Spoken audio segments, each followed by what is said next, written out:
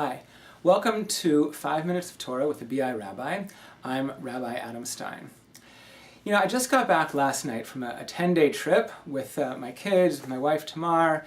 We're all over the east coast of the United States, seeing a lot of old friends and some family. My sister's there in Boston.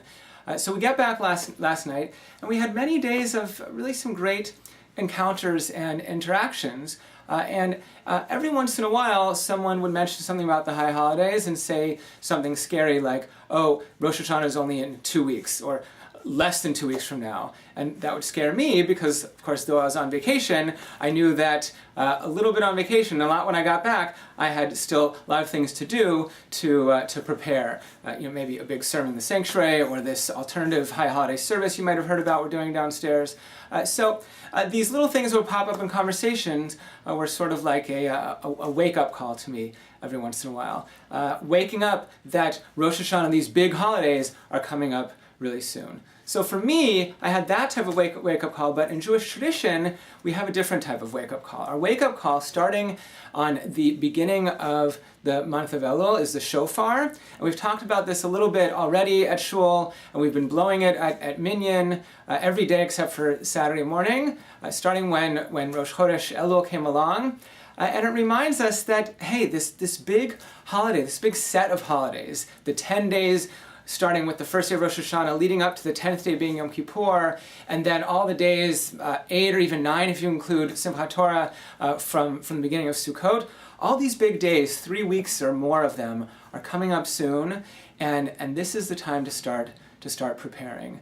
So it occurs to me that sometimes we need these little moments to wake us up and help us realize that the big thing is coming. In this week's Torah portion, actually, Moses gives it to the people a little bit, the people of Israel. He says that up until now, God has not given you a mind to understand, or eyes to see, or ears to hear. Of course, it's a metaphor. They had minds and eyes and ears, but they were not really understanding or listening or seeing. And maybe that's something that we can think about too, that sometimes when we have these little wake-up calls, maybe a chat with an old friend, like I was having on this trip, or a long-lost relative, or maybe even just seeing something in nature, or realizing something when reading a book, a Jewish book, an article in the newspaper, a little moment that wakes us up and makes us realize, maybe, you know what? Maybe I didn't before now have an eye to see, or an ear to hear, or a mind to understand, at least regards to this certain thing. Now, a congregant of ours, Sherry Wise, had one of those wake-up moments. I don't want to speak for her because we're going to hear from her directly, but very much a life-changing moment, and I don't think that's an assumption, a false assumption on my behalf. She was many years ago involved and a victim in a what became a pretty famous terrorist attack, triple suicide bombing in Jerusalem. She was just out one night and was very badly injured in this attack. And she's going to talk about her experience of going through that, of recovery.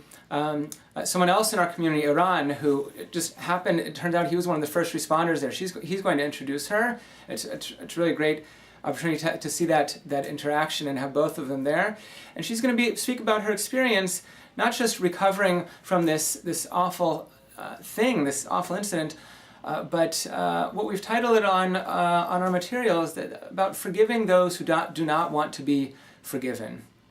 You don't see many terrorists who ask for forgiveness or want understanding afterwards, once in a while, but not too often. So her act of forgiving had to be with those who do not want to be forgiven, and she can tell us about that. I'm very much looking forward to it. It's 8:30 tomorrow night, Saturday night. That is the prelude. Her talk is a prelude to our Slichot service. Slichot on a Saturday night each year, sort of starting us off with the Slichot prayers leading up to Rosh Hashanah, which will be about, 8 days later. So looking forward to seeing you on Shabbat and at Slichot. Shabbat Shalom.